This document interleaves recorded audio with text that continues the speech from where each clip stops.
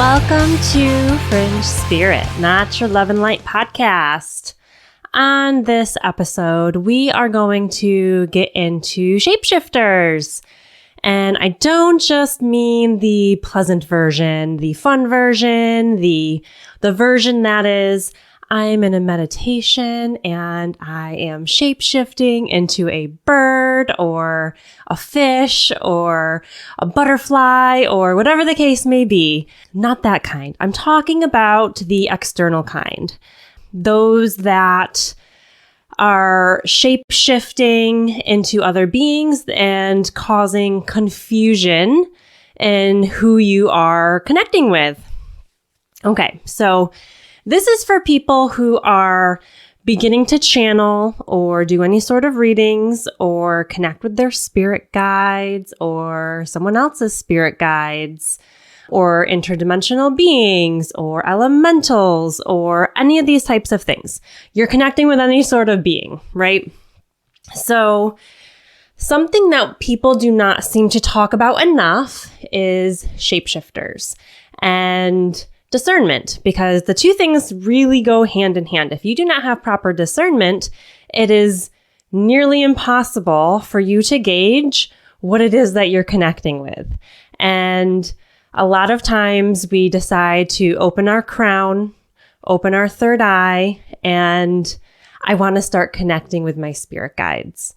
And what happens is when you become open to connecting with anything, you're open to everything, and virtually anything can come through. There is no stopping it. There are things that you can put into place. There are ways to discern. But at the end of the day, until you go through all of these experiences, you're going to experience a shapeshifter at some point. And if you've been around the block for a while and you're thinking, I've never experienced a shapeshifter, I can promise you, you have, and you've been duped. And that's okay. We all get duped, and it's part of the process. It's part of the learning process. Okay, so different types of shapeshifters and how they do it, why they do it, what it looks like, how to pick up on it. Different types of interdimensional species. So I'm talking aliens. I'm talking extraterrestrials. I'm talking interdimensional beings. I'm talking a species that does not identify as human. They can be incarnated on another planet somewhere. They can be in the etheric realm, even angelics, right?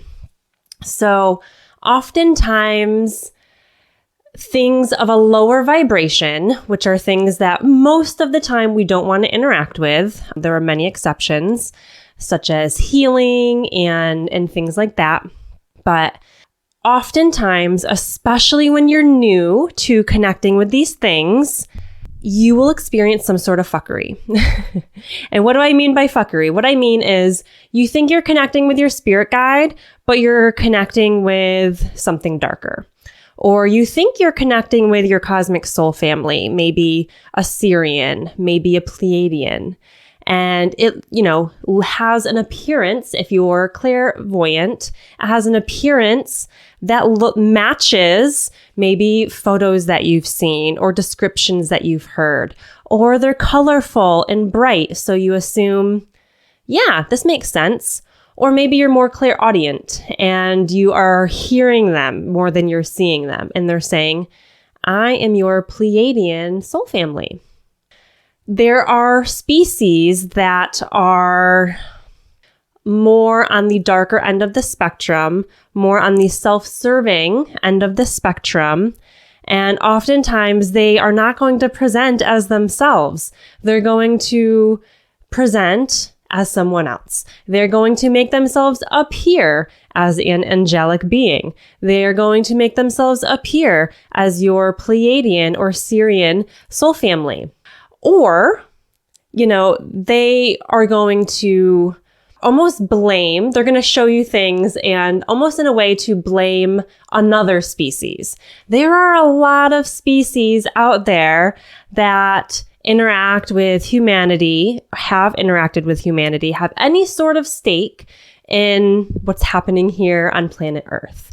And there's a lot of light, there's a lot of dark, there's a lot of in between.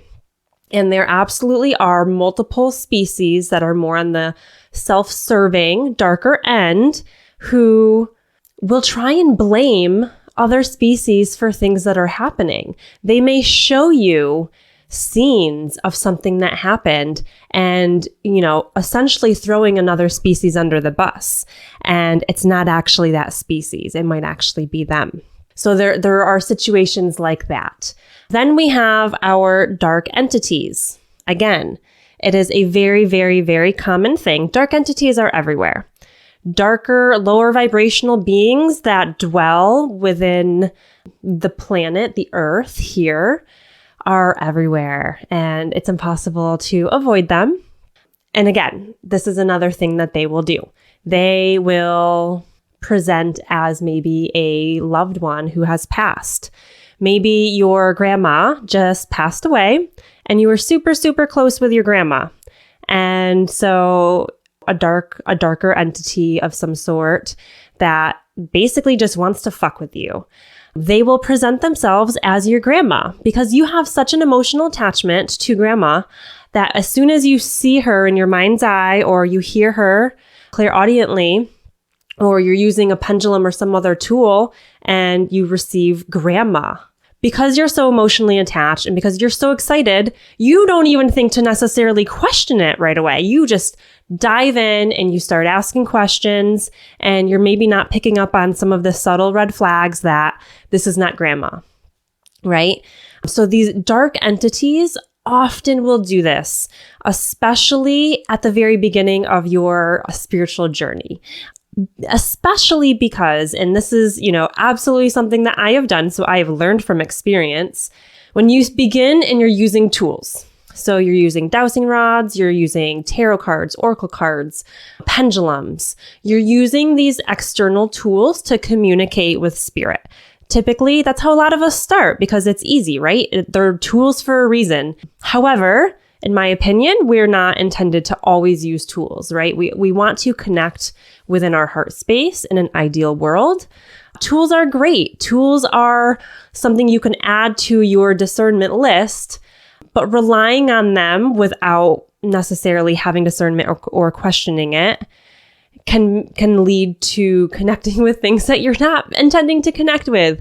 Especially when it comes to tools, it's really hard to discern because they're manipulating an external object, something like a pendulum, versus manipulating your own body or your own senses. It is much easier to pick up on an energy and figure out what it is when you're feeling it in your body versus it's only affecting the pendulum. So that happens very often. Another thing that they do is they will present illusions, lower vibrational things that are self-serving that have their own agenda, whatever that agenda may be. They can present illusions to you. So what do I mean? So an example of where I find this often is when I'm doing healing work on a client and I am going into their chakras. So I go, I take a look at a chakra, I look inside, I see what's there. And there have been times where I look at the chakra, it's moving, it's bright, it's beautiful. I look inside, I don't see anything that raises a red flag. I don't see cloudy energy. I don't see dark energy. I don't see anything gross. It looks totally fine, totally beautiful. However, as soon as I look in, it feels really heavy. I get kind of nauseous and get kind of a pit in my stomach, or maybe I start to feel some anxiety. I feel physical discomfort. I may feel lower emotions. Maybe I feel sadness. Maybe I feel grief. Maybe I feel anger, guilt. I might feel one of those lower emotions. I feel physically like crap in some way, but everything looks fine. So it kind of doesn't make sense. So if I did not use my discernment and I said, okay, I'm only relying on sight, my third eye, then I would say that chakra is fine. I don't have to do anything. However, if I'm, using good discernment and I'm asking, how is my body feeling? What emotions am I feeling? What am I seeing? Am I hearing anything, right? If I'm going through and kind of checking all of, my senses, or maybe what your best sense is like your gut feeling, that inner knowing, and you're just like, something's wrong. I don't know why, I don't know what. I can just feel and sense that something feels wrong. So if you pick up on something, 2 and 2 isn't equaling 4, right? Something is not making sense. And you start to, ask deeper questions, or maybe look from a different angle, or whatever the case may be. I have found, if I look at it hard enough, if I begin to question it, as soon as I begin to question in my own mind, it's almost like the facade, the illusion that's being presented begins to fall away. That, or it just can only maintain for a certain amount of time. And so because I'm very visual, so the illusions for me, the bullshit tends to come in visual form. I will almost see as if like the vision, the visual begins to glitch. Like a TV that is glitching, or, buffering, or pause, stop. Or, you have a brief half of a second where it changes to something else and then it comes back. And it's almost as if you're being projected some hologram in front of what's actually there. And once you can see past it, or see around it, or completely dismantle this hologram or illusion, you see what's actually there. And then what you see matches all of your other feelings. It looks gross. It looks heavy. You see all of the energy that needs to be pulled out and removed from the chakra. So you have to be open to questioning everything. You cannot be married to your beliefs and your ideas and everything that you think you know, because that's where we fall into the trap is, we learn something and we think, okay, if something looks like this, it means it's good and hunky-dory. Then we don't question things. If you ever find yourself to the point where you think you know enough that you don't have to question anything ever, you're going to fall into these traps. So we have to question things, especially when things feel off, and especially at the beginning. And there is absolutely a fine line balance between trusting yourself while also questioning in a healthy way. You need to have the balance between the two. If you completely trust everything, but you don't have the discernment, you're going to fall into these traps. Whereas if you never trust yourself at all, you're going to have a hard time connecting with the spirit in the first place. So we want to really have that perfect balance between trusting ourselves, but questioning and being okay if we're wrong. If I was not okay with being wrong, I would not be anywhere that I am now as far as spiritually, advanced or growth, or, I would be back at square one. I would just be going around in circles, right? So illusions. Another thing that they can do, and it's similar to the illusion idea, is cloaking. So maybe you astral travel or things like that. You find yourself going on these meditative journeys. That's maybe a better word for it, or term. You go on meditative journeys. You do these guided meditations where you're brought to your home planet or the center of the earth, or you're journeying in some way, shape, or form. And you find yourself somewhere, and of course it's foreign, and this is your etheric body, your etheric self. And, maybe you find yourself in a room. And again, this goes back to using all of your senses. The room looks empty, right? You're looking around, you don't see anything, but you can feel the presence. And this, we all know what it feels like when we're not alone in a room. We all know when, someone's watching us, right? We may not be able to pick up on what it is because it, gets lumped into this paranormal category and ghosts and blah, blah, blah. And we don't always know or see the ghost or whatever it is that's there, but we know something's watching us. You might end up with that feeling, but you don't see anything. And then it dawns on you, okay, something's not adding up. When things are not adding up is when you need to question it. When what you're feeling and what you're seeing or hearing do not align and give you kind of the same end answer, you should question it. So in that moment, my thought to myself is, what am I feeling? Or is my vision, is something affecting what I'm seeing? And so the more I look around and the more I almost kind of adjust my vision, they become uncloaked. You can see through this cloaking that they put on themselves. Cloaking is essentially invisibility.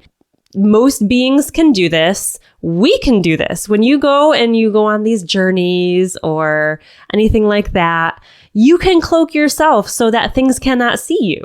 I mean, it literally makes you invisible to them. So these are all these things that, whether they're shape-shifting or presenting you with these illusions or holograms or cloaking themselves, it's various ways of fuckery.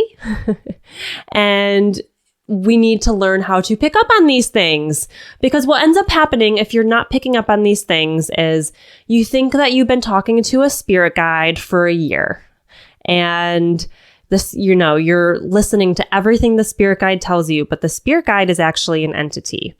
And the entity acting as your spirit guide is telling you to go buy this $20,000 course, or quit your job, or, get into this terrible relationship, right? It's just giving you bad advice and you're listening and your life is starting to crumble.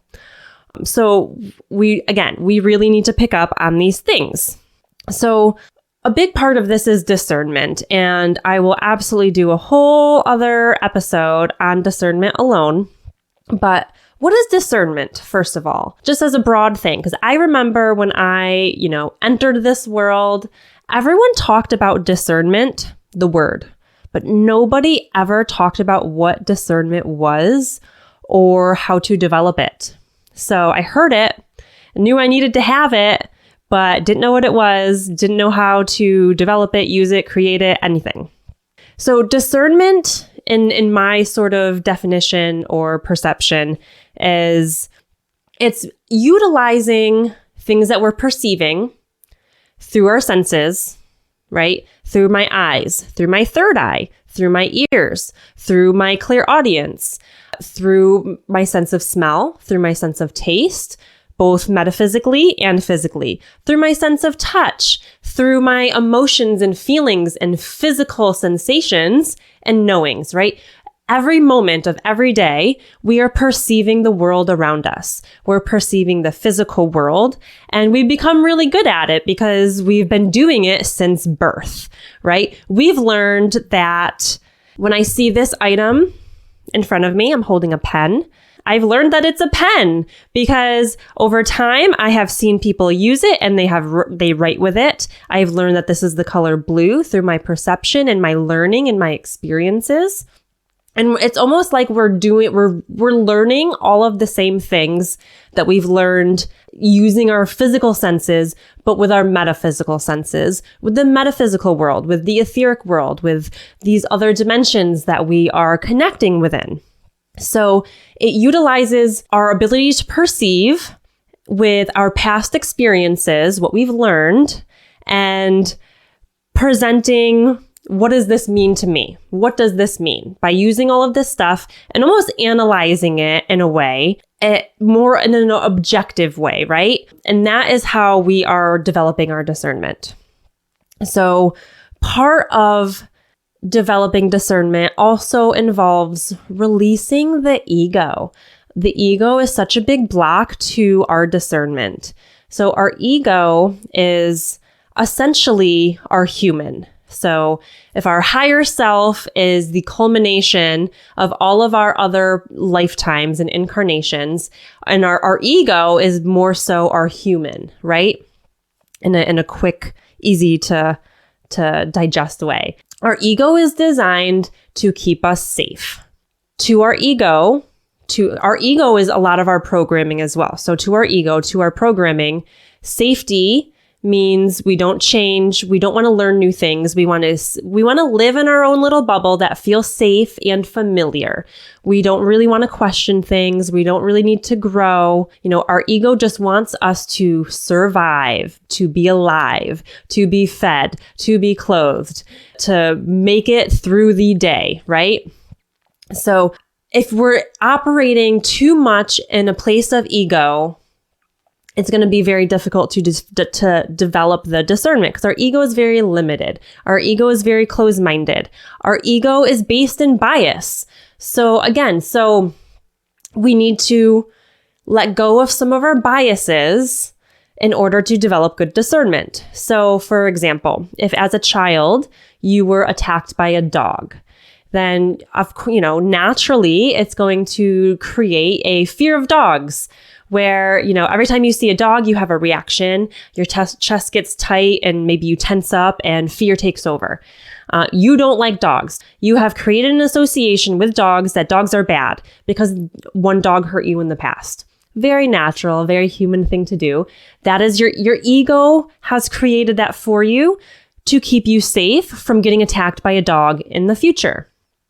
However, if you are constantly in a state of fear around a dog, the most beautiful, loving dog that could change your life could come into your life and you wouldn't even entertain it because you already have this subjective opinion of dogs.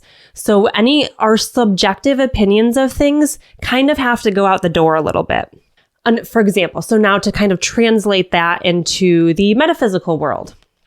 As you start to dabble and start to have experiences, you will find often, if you are connecting with something of a low vibration, it tends to, if you're visual, be dark in color. It might be black, it might be dark gray, it might be like a dark swampy green. Oftentimes, and I'm saying often specifically and not always, oftentimes it ends up being something low vibrational. You've learned this over time. However, what you've also learned over time is when you're interacting with something of a low vibration, maybe you get a pit in your stomach and right in your gut. You start to feel nauseous. You feel heaviness. Maybe you feel tightness in your chest. Maybe you notice your posture where instead of kind of chest out, shoulders back, open chest, it's the opposite, where your back is rounded and almost like you're protecting your heart space. Clenched knuckles you find when there's low vibrational energies around. Maybe you get a headache. Maybe you're irritable. For me, one of my telltale signs is complete and utter irritability out of nowhere. And it's not just me, it's everyone in my household. It's that ability to go from a 1 to a 10 in the flip of a switch. Where, you're totally fine 1 minute and then one thing goes wrong and you lose your shit, you're yelling at your kids, you're spiraling mentally, all over one teeny tiny thing going wrong that should absolutely never ruin somebody's day. My kids act the same way. The dog, right? My dog acts very weird and very anxious when there's low vibrational energies around. So I have all of these things based on my past experiences, like we said, that have developed a level of discernment of low vibrational energy. I have the physical sensations. I have the emotions, right? I get irritable. I get angry. Physically, I get headaches. I get nauseous. Everything feels heavy. The air feels really heavy. Everyone around me is acting crazy. And I find that I can mentally spiral very easily and very, very quickly. So that in combination with the visual that I often see, something darker, that typically 99% of the time, if all of these things are in place, I know that it's a low vibrational energy. However, good discernment is I see something that looks dark or black, but I don't find that I'm closing off my heart space. I feel light. I find I don't have that pit in my stomach. Emotionally, I feel pretty zen. Kids are acting fine. Dogs acting fine. All these things. If I were to only jump to the conclusion that it's something of a low vibration, then based on just the visual that it's dark, chances are I'd be wrong. And that prevents me from learning what this thing is, because now I've just cut it off and I'm not learning this lesson that not everything that looks dark is dark. So our experiences mixed with our curiosity, our desire to learn, and our ability to admit and acknowledge that we might be wrong is all extremely vital to developing good discernment. So quick little hacks, I guess you'd say, to determining is what I'm connecting with, light or dark. One, simple, ask it. If you're not sure or you're new, ask it, are you a being of light? Ask it 3 times. Why 3? I don't know. I've just noticed it works.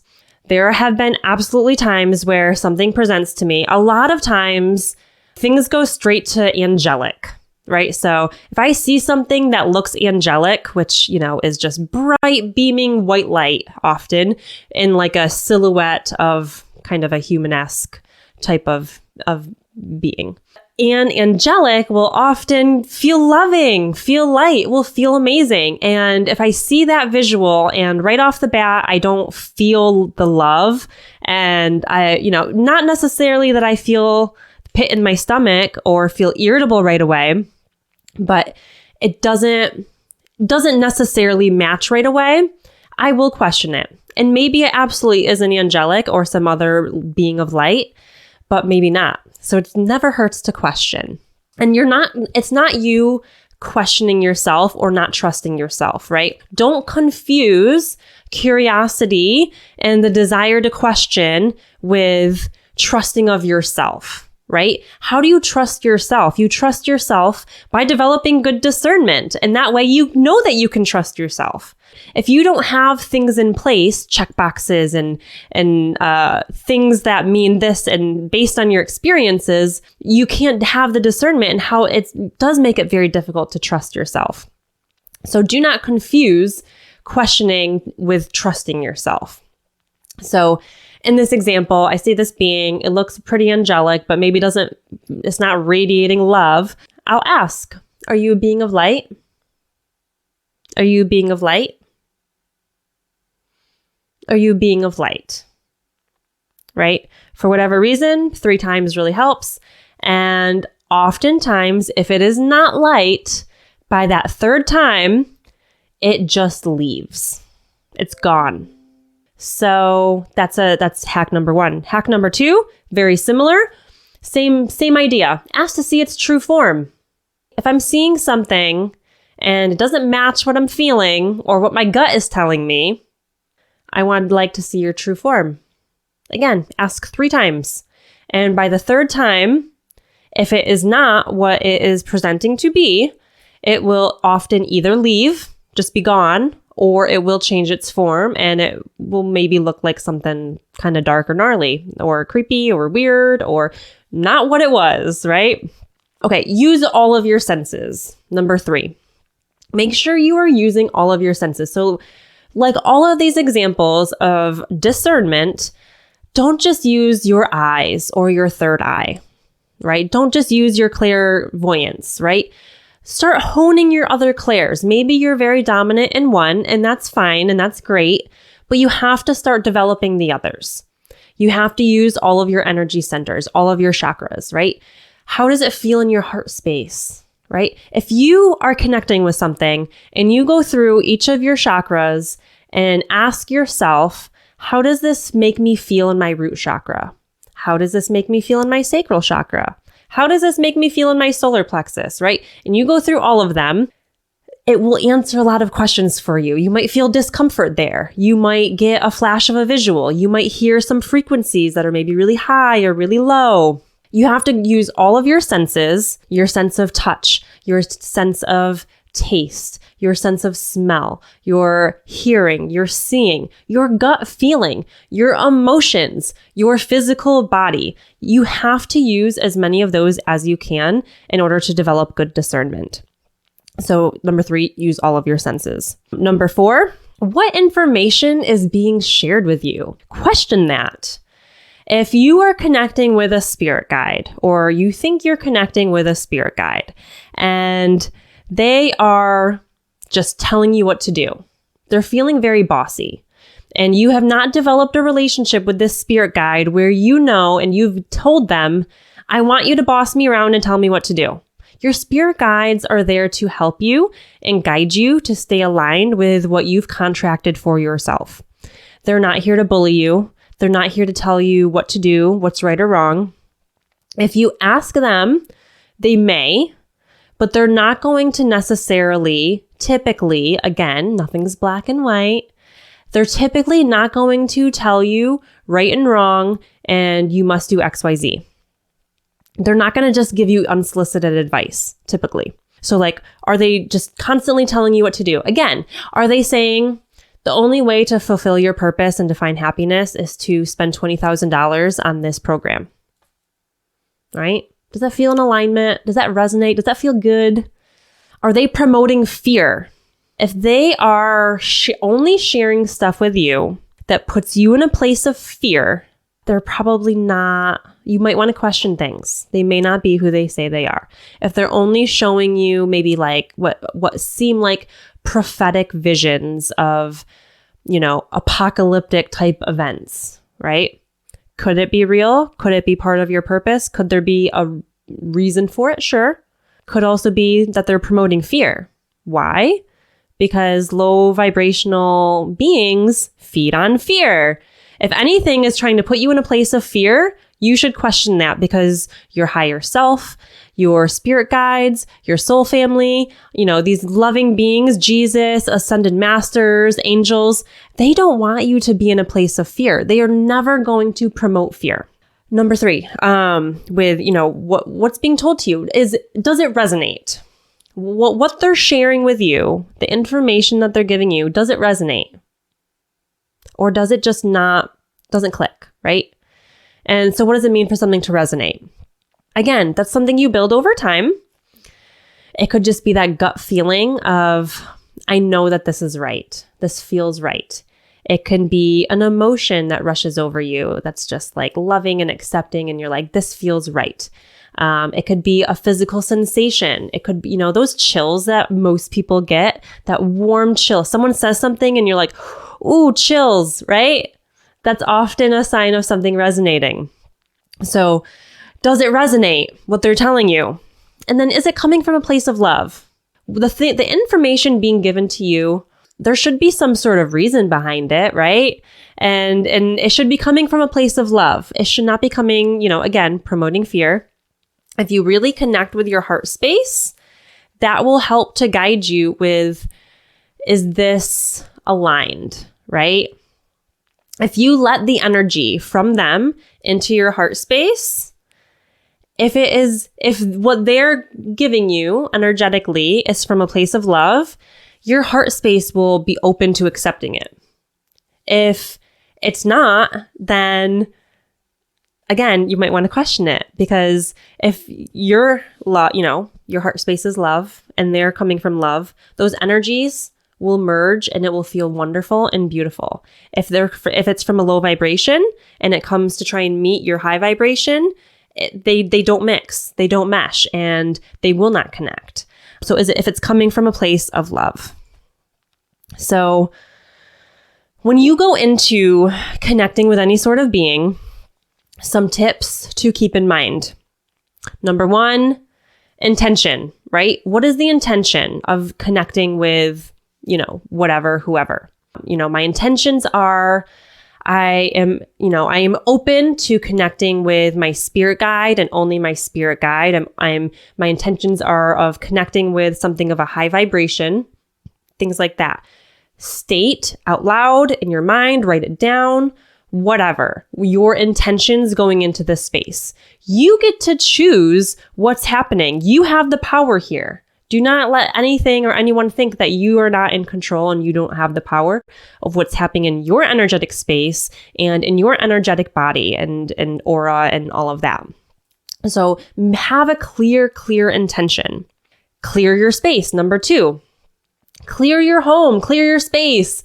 Be very aware of the space that you're in. And if there are low vibrational energies or beings, things like entities floating around, hanging out in your space, obviously it's going to make it a lot easier for them to interfere with what's happening. So clear your space. You have to keep your space clear, whatever space you're using, and whether or not you're using your home or not, your home, you should be keeping it clear either way, but clear your space.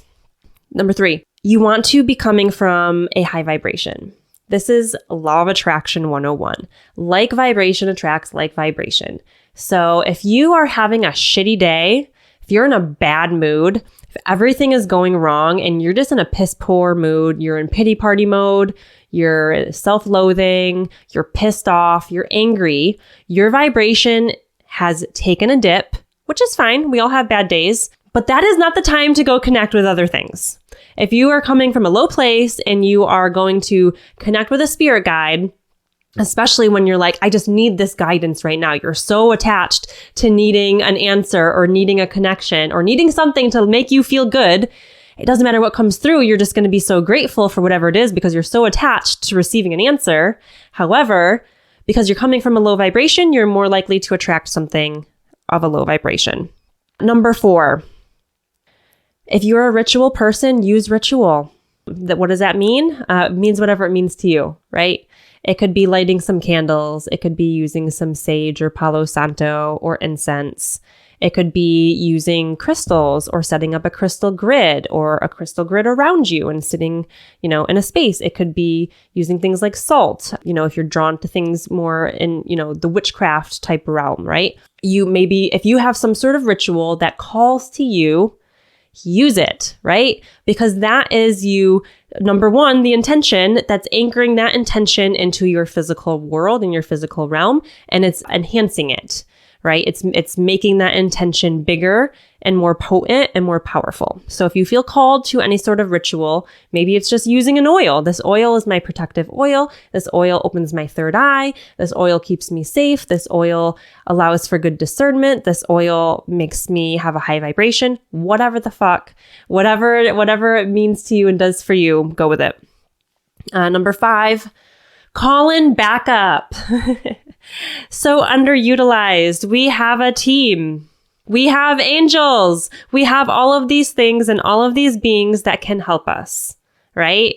So if maybe you have a dragon, use your dragon. Maybe you feel called to the angelic realm. Call in some angels. Call in your spirit guides. Your spirit guides are there to help you. So call in your spirit guide. Say whatever spirit guide is here, can help to keep me safe, right? Call them in and say, listen, your job right now is to have my back. You let me know, you cut things off, you give me some sort of a sign if things are going haywire, or, you keep things out of my space, right? Task your spirit guides, your spirit animals, your elemental friends, whatever. Task them with helping you, right? Number 6, move away from tools. So this one's a tough one because people feel really drawn to tools at the beginning, which is the height of fuckery.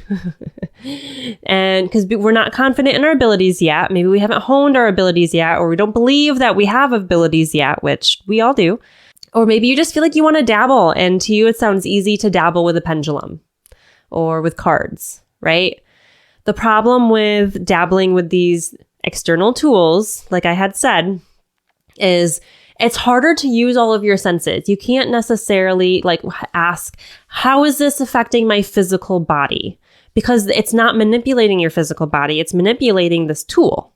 Maybe over time, you may be able to pick up on that, but not always, especially at the beginning.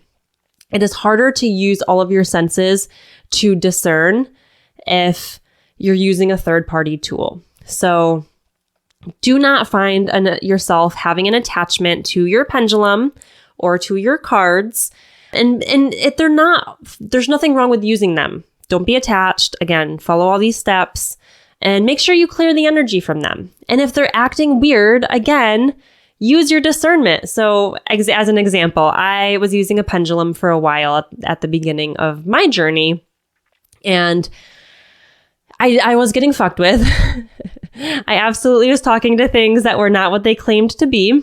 And I started to pick up on the signs. So again, use all of your senses, even with your tools, as much as you can. Because what I would notice is I would connect with something like a spirit guide, and I would get really used to how the pendulum reacted and responded to this particular spirit guide. How it moved, how fast it moved, all of that. It was very typical. And then it's almost like the pendulum would get hijacked and it would start to act differently. It would be more erratic. It'd be faster, it'd be bigger or whatever. It would just be different.